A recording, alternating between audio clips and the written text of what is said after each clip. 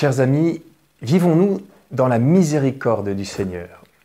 En cette période où nous sommes à nouveau restreints dans notre liberté de mouvement, qu'on parle ou non de confinement, prenons conscience que c'est surtout en nous-mêmes que nous pouvons être enfermés et que cela est bien pire.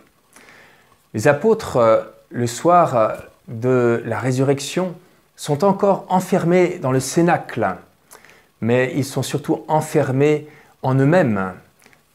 D'abord dans le passé, ils sont pleins de culpabilité. Ils ont abandonné, voire renié leur maître. Ils sont enfermés aussi dans le futur. Ils sont remplis de peur parce que Jésus leur a annoncé les persécutions et les souffrances à venir. Et enfin, ils sont enfermés dans le présent, pleins de désarroi. Ils ont perdu le sens de leur existence. Ils ne savent plus où aller. En leur apparaissant, le ressuscité vient pour les délivrer de leur culpabilité en leur offrant le pardon. La paix soit avec vous, leur dit-il plusieurs fois. Les délivrer de leur peur, il va souffler sur eux son esprit qui va leur donner la force de témoigner partout de la bonne nouvelle. Les délivrer enfin de leur désarroi en leur donnant une nouvelle mission, celle de transmettre la miséricorde dont ils sont les premiers bénéficiaires, de communiquer le pardon. Nous-mêmes, sommes-nous libres ou ne sommes-nous pas parfois enfermés en nous-mêmes?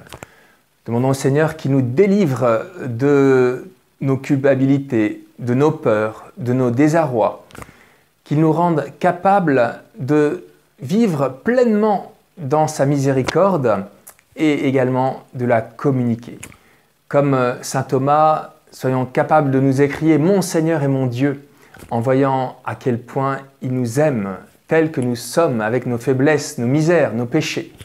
Mais aussi, transmettons aux autres le pardon que nous recevons nous-mêmes de Dieu. Soyons patients les uns envers les autres. Les apôtres ont eu finalement besoin de 50 jours avant de sortir du cénacle. Eh bien, nous aussi, ne soyons pas impatients. Le Seigneur est prêt à nous relever, à nous délivrer dans le temps. Et comme le dit le pape François, le temps est supérieur à l'espace.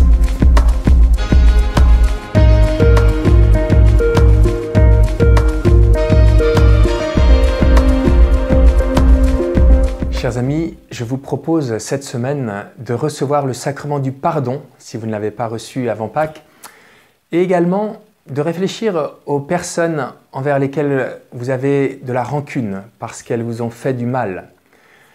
Que le Seigneur vous aide à leur pardonner à elles aussi dans la miséricorde de Dieu dont vous êtes également bénéficiaires. Bonne fête de la miséricorde à tous et bonne semaine.